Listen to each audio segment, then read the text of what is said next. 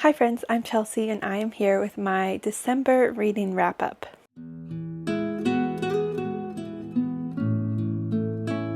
For some reason, this feels so late, even though it hasn't even been a full month since December. I guess since it's a new year, it feels like December is way in the past, and I feel like my memory has been wiped of everything that happened before this year. Maybe a little dramatic, but it's true. I'm probably going to keep this fairly short, partially because some of these are more Christmassy reads, and people probably don't care to hear much about that right now, and also because my memory is a little foggy with some of these. So I'm going to give you kind of the highlights of what I read in December, but there were some really good books I read last month, so I definitely want to make sure to tell you about them. I ended up reading 10 books in December. About 4 of those were novellas and short stories, so that definitely helped, and a lot of them were audiobooks, and I mostly read fantasy, romance, and a little bit of literary fiction. And some of these books I have mentioned multiple times in several other videos, so I won't spend a lot of time on those, but some I haven't talked about at all. So the first book I read last month was Two Twisted Crowns by Rachel Gillig. This was a buddy read with Shuba from Shuba Reads Books. We read One Dark Window, the first book in the duology, and this one together, and we had such a fun time just chatting about it, gushing over some of these characters, just having a really fun time. So that was a great experience, and yeah, I mentioned this multiple times, but I really liked the way this duology wrapped up. I think I liked this second book even more than the first. Really enjoyed the direction that it went. It definitely had a different feel from the first book. I think the characters were a little more well developed. It focused on different characters than I was expecting, but I actually really enjoyed that. I love that we got a little bit more background and insight into the nightmare who was heavily featured in the first book. He is this monster that lives in the main character's head, and we get a lot more insight into him as a character. There was also an unexpected romance in this that I became obsessed with. That was a pleasant surprise, and this one ended up being multi-POV, unlike the first book, which was just from Elspeth's perspective.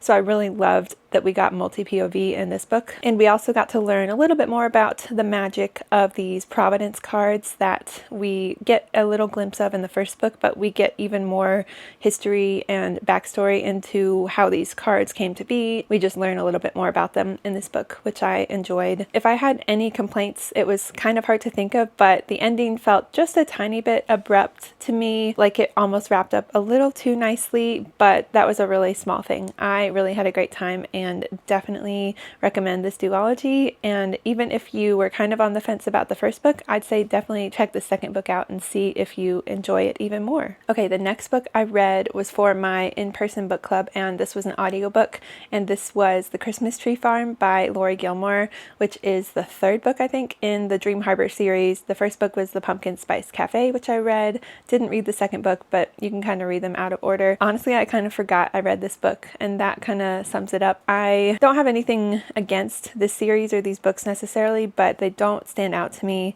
and I think there are better cozy small town romances out there. They're also very spicy, so I think it was fun to kind of sample some of them, but I don't think I'm going to keep reading from this series. I'll just give you a little quick synopsis of The Christmas Tree Farm. And again, I've forgotten a lot, so I am referring to Goodreads to jog my memory. Kira North hates Christmas, which is unfortunate since she just bought a Christmas tree farm in a town that's too cute for its own good. Bennett Ellis is on vacation in Dream Harbor, taking a break from his life in California, and most importantly, taking a break from his latest run of disastrous dates. After a run-in with Kira in her fields, Ben has no intention of offering to help the grumpy owner set up her tree farm, despite the fact she's clearly got no idea what she's doing. Kira knows she should stop being so stubborn, but her farm is not all cute and cozy like people show on social media. It's borderline dangerous with no heating, and she'd rather no one saw it. But somehow fate finds Ben at Kira's farm once more, and as Kira watches him swing an axe at the first tree, she finds herself appreciating his strength and questioning why she refused help in the first place. That's pretty much all you need to know right there. It is definitely a surface level, typical spicy kind of romance. Not a lot of depth, not a lot of plot, characters that I could take or leave, honestly. But it is a quick, easy, fun time time and does have the cozy Christmas small town vibes. This town is modeled after Stars Hollow and Gilmore Girls, and you definitely get kind of the gossipy, nosy, small town people, which is fun. But yeah, these characters were fine to me. I felt like the main character, Kira, was almost a little too grumpy. Like, she was quite mean and rude at the beginning, and Ben, he was very much a pushover. He was very sweet, but I didn't really feel super connected to either of them as characters or to their romance. And then it just got really spicy and it was a little over the top for me. These books are very short, so there's not much time for things to develop in the romance, and I usually prefer more of a slow burn and not as much of the focus on the physical aspects. So I think just the nature of how these books are constructed is just not something that I prefer in romance. And like I said, I feel like there are better small town romances, which is actually the next one I read, and I'll talk about that. I would say if you want something quick and easy to read without much depth or much character development, I don't know why you would want that, but if you want to just have a mindless read that has cozy Christmas vibes, go for it. But I wouldn't necessarily be jumping to recommend this. But the next book I read, which was also an audiobook, I had talked about this, I think, in my most surprising books of 2024, and that is Lovelight Farms by B.K. Borison. Very similar feel, kind of small town, cozy romance. The main character is also a Christmas tree farm owner, which is kind of funny. I really like this one a lot more. So quick synopsis here. Two best friends fake date to reach their holiday happily ever after in this first romantic comedy in the Lovelight Farms series. Lovelight Farms is not the magical winter wonderland of Stella Bloom's dreams. In an effort to save the Christmas tree farm she loved since she was a kid, Stella enters a contest with Instagram famous influencer Evelyn St. James. There's a cash prize, publicity, she might be able to save the farm. There's just one problem: to make the farm seem like a romantic destination for the holidays, she lied on her application and said she owns Lovelight Farms with her boyfriend, except there is no boyfriend. Enter best friend Luca Peters. He just stopped by for some hot chocolate and somehow got a farm and a serious girlfriend in the process. So yeah, there's some fake dating here, which I really liked. It is a friends to lovers romance, which I usually don't gravitate towards, but I thought it was done really well. I liked their chemistry, just loved how they were already each other's person. They have so much shared history. We really got to see their romance bloom over time. Lots of hesitation and conflict in some ways because they don't want to ruin their great friendship. So you get to see that struggle, and I thought it was done really well for the most part. This one, I will say, it was not as heavy-handed with the Christmas theme, although it definitely still had that. It just wasn't as obvious, I think, as the Christmas tree farm. I really liked both the main characters though, and it was really funny. I liked the writing, and I felt like it did go into some heavier topics, like Stella is dealing with the grief of having lost her mother, and she has some complicated family dynamics, and we also just go a little deeper into both of their personal struggles and insecurities. So I appreciated having a little more depth in this romance. I will say that Stella, the main character, she frustrated me at times. She was quite pessimistic and she had a lot of hesitation with their romance, which again, I understand, but it felt like she was almost self-sabotaging a little bit, and Luca was just so sweet and patient, and I loved him so much. So I really liked their relationship, but she was a little frustrating at times for me. I wish Luca had a POV because I just loved him, and I think that would have been a really nice addition to this book. But again, I really did like the writing, and it was a pretty quick, easy read as well. Just an enjoyable book to listen to. Definitely recommend this if you're looking for a cozy, small town, Christmassy romance. I know it's a long ways away, but keep it on your list for December if you haven't read it yet. Okay, the next one I don't think I have talked about yet, and I'm glad I actually finally read this because it was on my TBR I think at least 2 times, so I finally got to it.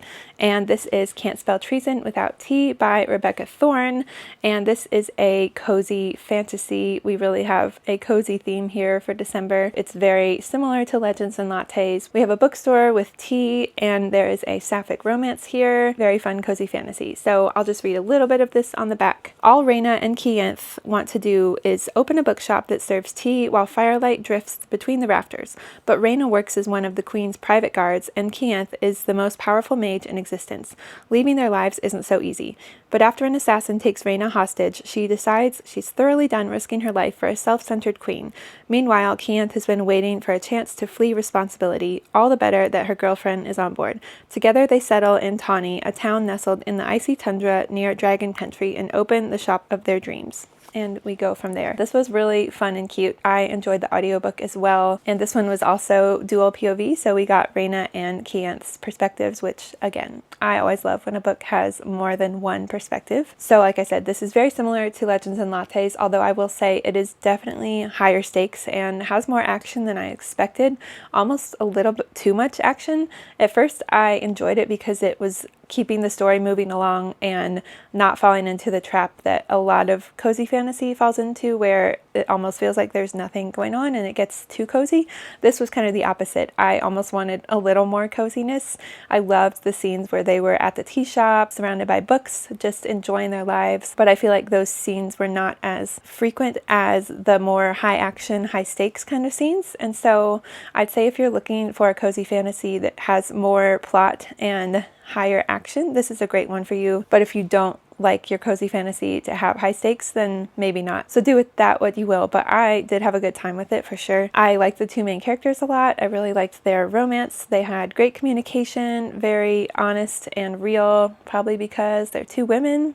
Just saying. But really, I thought they were just super cute and sweet, and I love that we had a lot of different magical creatures like dragons and griffins, and we have lots of different kinds of magic that were interesting, and we have some politics along with just the small town vibes. I enjoyed the writing too. There was a lot of witty banter and fun dialogue. So yeah, I would just say this one was a little too high stakes. I would have liked a little more of the coziness, and it felt like, again, the conflict wrapped up a little bit too easily at the end after a good amount of struggle and drama towards the end. I did have a really good time with this overall, and I know it's the first in a series, and I definitely want to check out the next book. Okay, the next one is a thick one that I was a little nervous about, but I read this so quickly for the size of it. I think it took me under a week, which I did listen to the audiobook, so that helped. And that is The Winners by Frederick Bachman. I'll just show you again. It's like almost 700 pages. So if you don't know by now, because I definitely haven't mentioned this enough, this is the third book in the Beartown series, which I reread the first book of this fall, and then I continued the next two books. Absolutely loved it. Made it to the number 2 spot on my top 10. This book was 5 stars. I loved the first and the third book pretty equally. It's hard to pick which one I like more. I thought this wrapped up really well. I'm not going to talk about the plot because partially it's a spoiler, but also I've talked about Beartown so many times. We have a 2-year time jump, so this takes us back to Beartown 2 years after the events of the first book. We kind of see where the characters have gone.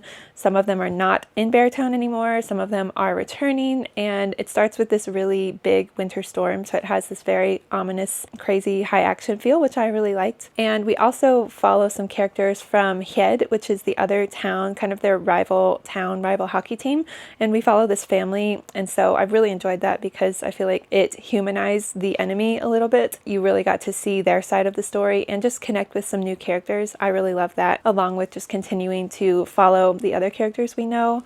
And I've said it before, but I just love all the topics and themes that Bachman deals with in these books, especially marriage and parenting. Those hit me hard because they're relevant to me, but it's not just those. I feel like you can find something for everyone. I just love how impactful this book is. There's definitely a sense of foreboding because he uses a lot of foreshadowing, and you know what is going to happen to a certain character that I won't mention, but you don't know exactly what's going to happen. So there's kind of this sense of dread throughout the book, and it definitely hit me hard by the end. I cried multiple times. I just felt all the feelings. Like, it was heartbreaking, it was intense, but heartwarming at the same time, just incredibly emotional. And I do understand the critiques that this second and this third book aren't necessarily needed in the series, and that there are some things that repeat. I felt that for sure, but I still really enjoyed it, and I personally just loved being able to continue to read about these characters and getting more time with them. So I'm very glad he wrote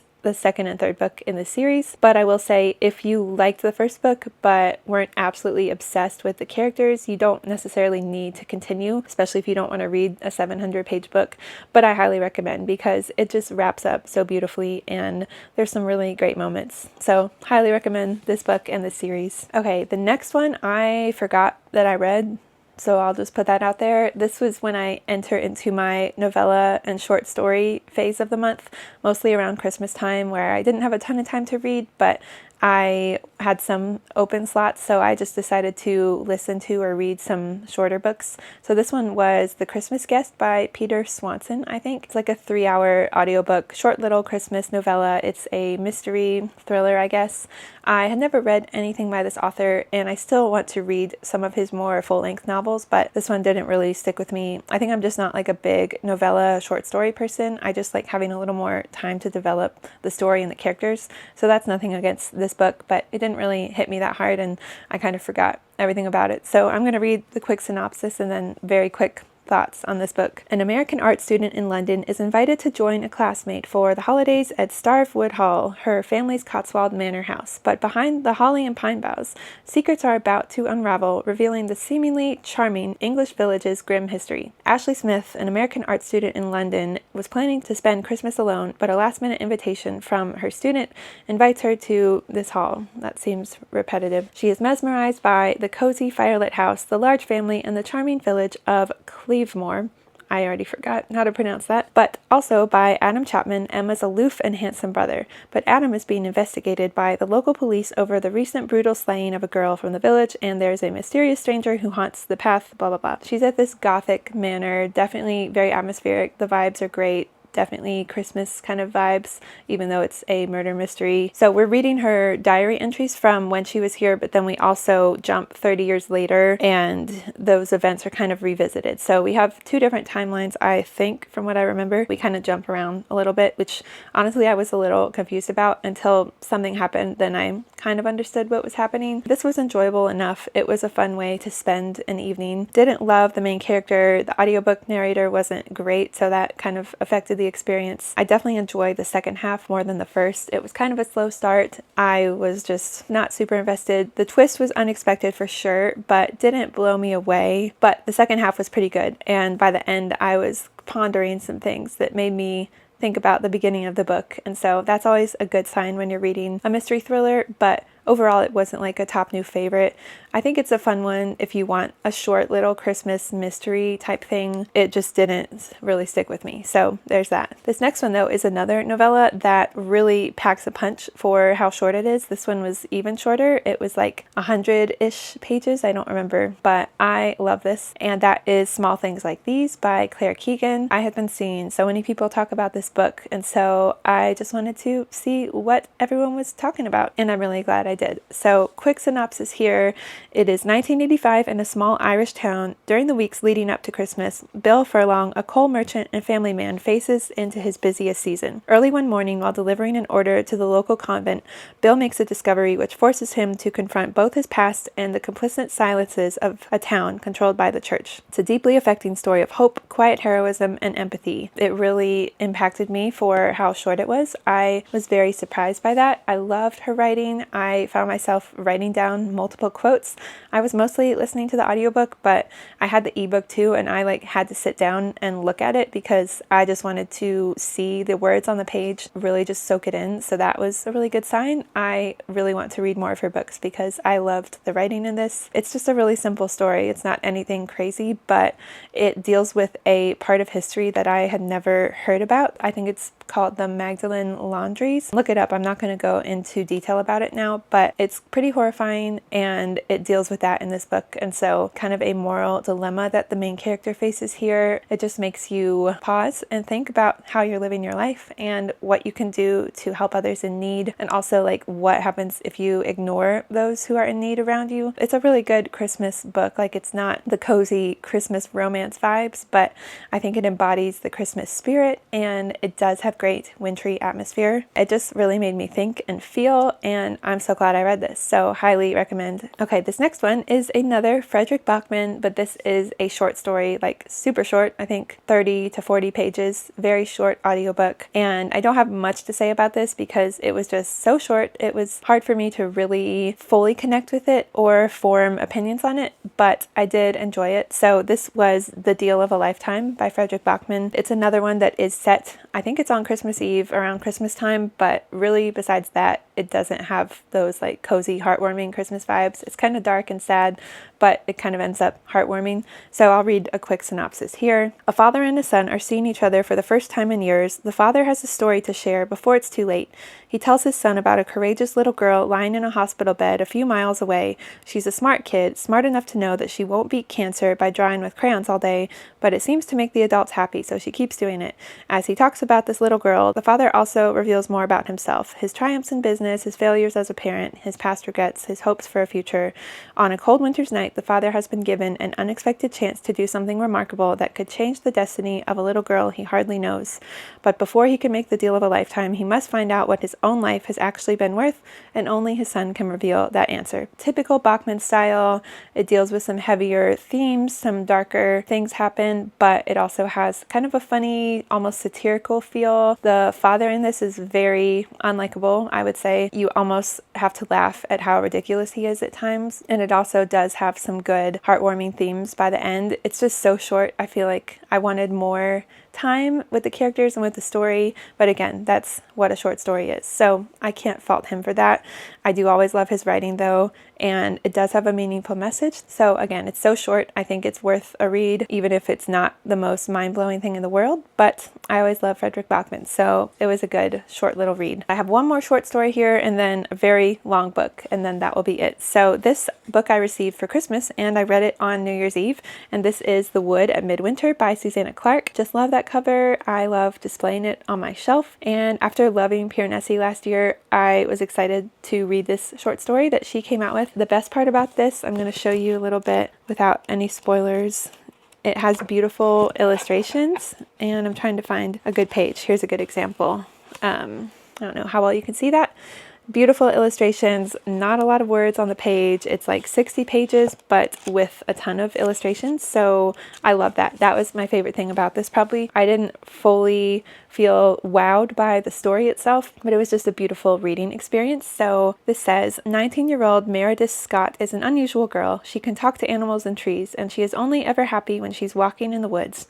One snowy afternoon, out with her dogs and Apple the pig, Meredith encounters a blackbird and a fox. As darkness falls, a strange figure enters in their midst, and the path of her life is changed forever. Very short. I would have loved more because I really liked the writing. I love the little witty humor and dialogue, beautiful descriptions, the atmosphere, love the pictures. I enjoyed it by the end, but it's not one that's gonna stick with me as far as the story goes, but I do recommend checking this out. And it did have a very whimsical, fantastical feel, which I loved, and there's a pretty long author's note at the end, which went into her inspiration for this, and I found that really interesting. And now I get to display this beautiful book on my shelf. And the last one, I wasn't sure if I was going to finish this by the end of the year, but I did on New Year's Eve. I listened to the audiobook a lot in the car when we were driving to and from Florida, so that helped a lot because we had a lot of time in the car, and I was able to finish Rhythm of War by Brandon Sanderson, book 4 of the Stormlight Archive. I had started it in November, but I took some time off because I wanted to read more like cozy Christmas books, but I did come back to this towards the end of the month and just kind of binged it, pushed through, and was able to finish it. This was probably my least favorite in the series, but it's still a 4.5, although I will say all the way up until a certain point at the end, it was landing around a 4-star for me,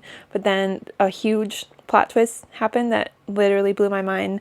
I had to reread the chapter like 3 times. I was not expecting it. I still don't know if I fully understand, but it was just insane. So I had to bump the rating up because I was not expecting that, and it made me even more excited to jump into the 5th book. I think what was a struggle for me in this one was that it was so scientific. There were a lot of hard magic things and lots of explanations of the science behind certain things, and there was a little bit more focus on a couple different characters that I didn't necessarily feel super connected to. There were just some parts that were a lot slower for me. The pacing just felt a little off for me, but as usual, there were some really great moments. I love these characters, and by the end of the book, things just were happening. It was an insane, wild ride. I just always love getting to dive into this world and learn more about everything that's happening, and I also appreciate that there are a good amount of mental health themes in this with multiple different different characters. I think that it's done pretty well. There's some interesting politics and just a lot of twists and turns that keep me invested for sure. Definitely some moral dilemmas in this one and some unlikely characters who are thrown together, and overall a pretty diverse cast of characters. There's just so many things going on in these books and I just love it. I love this world. I know I talk about this a lot, so I'm not going to talk about it anymore, but I'm glad I actually finished it in 2024. I read